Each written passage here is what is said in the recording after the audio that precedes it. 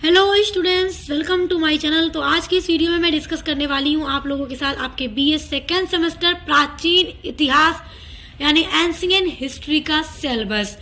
तो जो भी स्टूडेंट्स बीए सेकेंड सेमेस्टर में हैं और प्राचीन इतिहास पढ़ते हैं, एंशिएंट हिस्ट्री पढ़ते हैं, तो आज की इस वीडियो में उसका पूरा सिलेबस मैं डिस्कस करने वाली हूँ और फिर उसकी क्लास भी शुरू करूँगी बहुत जल्द। तो देखिए, आप बीए सेकेंड सेमेस्टर में जो भी स्टूडेंट्स प्राचीन इतिहास पढ़ रहे हैं तो इसका सिलेबस अलग है, और जो भी स्टूडेंट्स बीए सेकेंड सेमेस्टर में हिस्ट्री यानी सिर्फ इतिहास पढ़ रहे हैं तो उसका सिलेबस अलग होगा आपका। तो देखिए, प्राचीन इतिहास का जो सिलेबस का कोर्स टाइटल है आपके सेकेंड सेमेस्टर में वो है भारत का राजनीतिक इतिहास 600 ईसा पूर्व से लेकर 647 ईस्वी तक पढ़ना है। और जो भी बच्चे हिस्ट्री पढ़ रहे हैं अपने बीए सेकेंड सेमेस्टर में तो उनका जो टाइटल होगा वो होगा मध्यकालीन भारत का इतिहास। तो मध्यकालीन भारत के इतिहास का सिलेबस भी डिस्कस कर लिया है, उसकी भी क्लास चैनल पे हो रही है, तो चेक करके पढ़िएगा जो भी बच्चे पढ़ रहे हैं। और आज चलिए डिस्कस करते हैं प्राचीन इतिहास का सिलेबस बीए सेकेंड सेमेस्टर वाले स्टूडेंट्स के लिए। तो आप सबसे पहले ये तो याद रखिएगा कि आपका जो टाइटल है वो है भारत का राजनीतिक इतिहास, जिसमें आपको 600 ईसा पूर्व से लेकर 647 ईस्वी तक पढ़ना है। एक बात मैं आपको बता दूं कि ईसा पूर्व क्या है और ईस्वी क्या है, इसके बारे में मैं आप लोगों को बता चुकी हूँ बीए फर्स्ट सेमेस्टर हिस्ट्री के सिलेबस में, ये मैं डिस्कस कर चुकी हूँ। चलिए, इसको मैं आपको फिर से बता दूंगी जब आपकी क्लास शुरू करूंगी तो कि ईसा पूर्व और ईस्वी में क्या अंतर है, तो आप परेशान मत होइए। देखिए, सबसे पहले आपका यूनिट नंबर 1 देखते हैं, अध्ययन के स्रोत। अध्ययन के क्या क्या स्रोत हैं, यानी कि जो हिस्ट्री पढ़ रहे हैं आप उसके अध्ययन के क्या क्या सोर्सेज हैं, क्या स्रोत हैं। आपको पढ़ना है साहित्यिक साक्ष्यों का अनुसरण और उनकी ऐतिहासिकता की सीमा। फिर आपको पढ़ना है बौद्ध साहित्य के बारे में आपको पढ़ना है, जैन साहित्य के बारे में आपको पढ़ना है, पौराणिक साहित्य के बारे में पढ़ना है, यात्रा वृत्तांत इसके बारे में पढ़ना है, लौकिक साहित्य के बारे में पढ़ना है, पुरातात्विक साक्ष्य, पुरालेख और मुद्रा शास्त्रीय साक्ष्य, इन सभी के बारे में आपको पढ़ना है अपने यूनिट नंबर 1 अध्ययन के स्रोत के अंतर्गत। तो ये आपका हो गया यूनिट नंबर 1। अब आ जाते हैं आपके यूनिट नंबर 2 में। अब देखिए, यूनिट नंबर जो 2 है उसमें आपको पढ़ना है महाजनपदों का विकास। देखिए, महाजनपदों का विकास आपको मैं पढ़ा चुकी हूँ। जो भी स्टूडेंट्स बीए फर्स्ट सेमेस्टर में हिस्ट्री पढ़े होंगे तो उनका टाइटल था ancient and early medieval India, तो वो मैं पूरा पढ़ा चुकी हूँ और उसके कई सारे टॉपिक आपके सेकेंड सेमेस्टर प्राचीन इतिहास के सिलेबस में भी प्रिस्क्राइब्ड हैं, तो हम पढ़ लेंगे इन सब के बारे में। देखिए, महाजनपद का जो विकास है कि महाजनपद किस तरह से बना, जनपद से महाजनपद कैसे बना, तो इन सारी चीज़ों के बारे में मैं आपको बता चुकी हूँ। तो आपको ये मिल जाएगा मेरे चैनल पे, आप देखिएगा, प्लेलिस्ट में जाके चेक कीजिएगा, BA first semester history check कीजिएगा, आपको मिल जाएगा। गणतंत्र का उदय ये पढ़ना है आपको, और मगध साम्राज्य का उदय पढ़ना है। देखिए, मगध साम्राज्य का उदय भी मैं आपको पढ़ा चुकी हूँ। महाजनपद का विकास और मगध साम्राज्य का उदय, ये सारे जितने भी टॉपिक इसमें आप देख रहे हैं, जैसे हर्यक वंश इसको भी पढ़ा दिया है, शिशुनाग वंश, नंद वंश, ये सारी जो चीज़ें हैं मैं पूरा पढ़ा चुकी हूँ। बीए फर्स्ट सेमेस्टर हिस्ट्री के सिलेबस में सब कुछ था, और आप पढ़ना चाहते हैं तो चेक करके प्लेलिस्ट में पढ़ लीजिएगा, आपको मिल जाएगा, मेरे चैनल पे चेक कीजिएगा। ईरानी और यूनानी आक्रमणों का प्रभाव, ये सारी चीजें आपको पढ़ना है यूनिट नंबर 2 के अंतर्गत। अब आ जाते हैं आपके यूनिट नंबर 3 पर। यूनिट नंबर 3 में आपको पढ़ना है मौर्य साम्राज्य की स्थापना।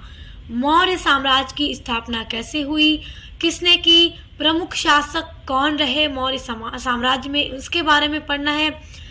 चंद्रगुप्त मौर्य के बारे में पढ़ना है, बिंदुसार और अशोक के बारे में पढ़ना है।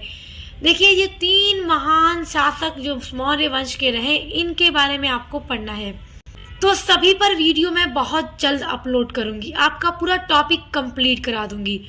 देखिए, अशोक के उत्तराधिकारी ये पढ़ना है, मौर्य समाज का मौर्य साम्राज्य का पतन कैसे हुआ, और अर्थशास्त्र और इंडिका ये दोनों पुस्तकें हैं। अर्थशास्त्र के लेखक हैं कौटिल्य, कौटिल्य का अन्य नाम है चाणक्य और विष्णुगुप्त।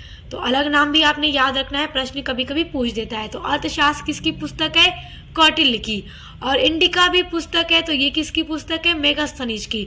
तो इनके बारे में पढ़ना है। और अशोक की जो धम्मनीति थी, कलिंग युद्ध के बाद अशोक ने कभी युद्ध न करने की कसम खा ली, और फिर उसके बाद अशोक ने बौद्ध धर्म को अपना लिया। और अशोक की धम्मनीति के बारे में आपको पूरा पढ़ना होगा। धम्म मतलब धर्म, तो अशोक की धम्मनीति के बारे में पूरा पढ़ना है। तो सभी पर वीडियो मैं बहुत जल्द अपलोड कर दूंगी, और मॉडल पेपर भी मैं जल्द अपलोड करूंगी, ताकि आप लोग देख लें कि आपका पेपर किस तरह का आएगा प्राचीन इतिहास में।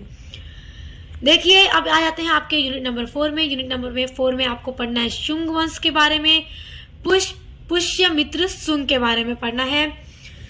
तो ये मैं जल्द अपलोड करूंगी, और कर्ण वंश के बारे में जल्द वीडियो अपलोड करूंगी। और है सातवाहन वंश, इसमें आपको गौतमी पुत्र सतकर्मी, वशिष्ठी पुत्र पुलमवी, यज्ञत्री, सतकर्मी और खारवेली, ये सारे टॉपिक आपको पढ़ने हैं। तो ये सब हो गया आपके यूनिट नंबर 4 का। अगला है यूनिट नंबर 5। यूनिट नंबर 5 में आपको पढ़ना है भारत में विदेशी आक्रमण। भारत में उस टाइम जो विदेशी आक्रमण हुए उसके बारे में पढ़ना है। इंडो ग्रीक, डेमेट्रियस के बारे में, मेनेंडर, यूक्रेडाइडस, शक पार्थियन, रुद्रदामनी, इन सभी के बारे में पढ़ना है। कुषाण, इसका उद्भव, कनिष्क, वाशिष्क, हविष्क और वासुदेव, इन सभी के बारे में ये सारे टॉपिक पढ़ने हैं आपको यूनिट नंबर 5 में। अब आ जाते हैं आपके यूनिट नंबर 6 में। यूनिट नंबर 6 में आपको पढ़ना है गुप्त वंश का उदय किस तरह से हुआ, और समकालीन राजनीतिक स्थिति, महान गुप्त शासकों के बारे में आपको पढ़ना है। तो गुप्त वंश का उदय किस तरह से हुआ, उसकी राजनीतिक स्थिति, और जो महान गुप्त शासक थे, चंद्रगुप्त प्रथम थे, समुद्रगुप्त थे, चंद्रगुप्त द्वितीय थे, कुमारगुप्त थे, स्कंदगुप्त थे, इन सभी शासकों के बारे में पढ़ना है। ये सभी गुप्त वंश के शासक थे, तो इन सभी के बारे में पढ़ना है आपको यूनिट नंबर 6 में। तो आई होप यूनिट नंबर 6 तक आप सब कुछ समझ गए। स्टूडेंट्स, यहाँ पे एक बहुत इंपॉर्टेंट बात मैं आपको बताना चाहती हूँ। देखिए, यदि आप अपने BS सेकेंड सेमेस्टर में एंशिएंट हिस्ट्री के अलावा हिस्ट्री पढ़ते हैं, जिसमें आपको मिडिवल हिस्ट्री पढ़ना है, या फिर आप इंग्लिश लिटरेचर पढ़ते हैं BS सेकेंड सेमेस्टर में, या आप कार्यालय हिंदी और कंप्यूटर पढ़ते हैं, या आप एजुकेशन पढ़ते हैं, या आप पॉलिटिकल साइंस पढ़ते हैं, या आप ह्यूमैन जियोग्राफी पढ़ते हैं, कोई भी सब्जेक्ट आप पढ़ते हैं, तो उन सभी का सिलेबस चैनल पे डिस्कस हो चुका है। और जो आपके सिलेबस के यूनिट्स हैं, एक क्रम में वीडियोस चैनल पे आ रही हैं, तो विजिट करके पढ़ना शुरू कीजिए। सभी की प्लेलिस्ट भी बनी है, तो आप चेक करके अच्छे से अपने सभी यूनिट्स को अच्छे से पढ़िए, अच्छे से एग्जाम दीजिए, अपनी जिंदगी में सफल होइए। चलिए अब आगे बढ़ते हैं। अब देखिए यूनिट नंबर 7 देखते हैं। वाकाटक राजवंश के बारे में पढ़ना है। इसमें आपको पढ़ना है विंध्य शक्ति से हरि सेना, कमजोर गुप्त शासक के बारे में पढ़ना है, गुप्त राजवंश का पतन, और हड़ आक्रमण तोर नमाना के बारे में पढ़ना है, मिहिरकुला हड़ आक्रमण के प्रभाव। ये सारे टॉपिक हैं आपके यूनिट नंबर 7 के। अब आ जाइए अपनी यूनिट नंबर 8, और ये है आपकी लास्ट यूनिट। गुप्त वंश के पतन के बाद राजनीतिक स्थिति कैसी थी, वो पढ़ना है। वर्धन वंश के बारे में पढ़ना है, मौखरी वंश के बारे में पढ़ना है, और गुप्तोत्तर काल के बारे में पढ़ना है। इस तरह से ये आपका एंशिएंट हिस्ट्री का जो सिलेबस है पूरा कंप्लीट होता है। और आपका 8 यूनिट्स हैं, और 8 यूनिट में कौन कौन से टॉपिक आपको पढ़ने हैं, आई होप आप समझ गए होंगे। तो अब नेक्स्ट वीडियो से आपकी क्लास शुरू हो जाएगी, तो चैनल को सब्सक्राइब करके बेल आइकन को प्रेस कर लीजिए, ताकि आने वाले वीडियोस के नोटिफिकेशन आपको मिलते रहें, और आप एक सीक्वेंस में अपने सभी सब्जेक्ट की क्लास मेरे चैनल पे करते रहें। Best of luck. अब मिलते हैं नेक्स्ट वीडियो के साथ।